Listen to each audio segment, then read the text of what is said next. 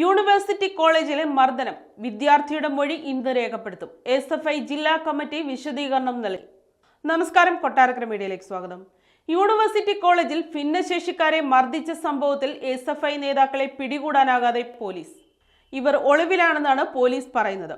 പ്രതികൾ കോളേജിനുള്ളിൽ തന്നെയുണ്ടെന്നും തിരികെ വീട്ടിലേക്ക് മടങ്ങുന്നതും കന്റോൺമെന്റ് പോലീസ് സ്റ്റേഷന് മുന്നിലൂടെയാണെന്നും പരാതിക്കാർ ആരോപിച്ചു.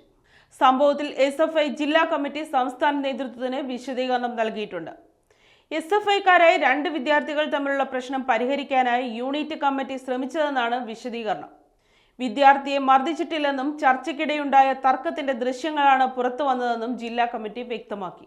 അതേസമയം മർദ്ദനമേറ്റ 2ാം വർഷ ബിരുദ വിദ്യാർത്ഥി പൂവച്ചൽ പെരുംകുളം മൂഴിയിൽ വീട്ടിൽ മുഹമ്മദ് അനസിൽ നിന്ന് അച്ചടക്ക സമിതി ഇന്ന് മൊഴിയെടുക്കും.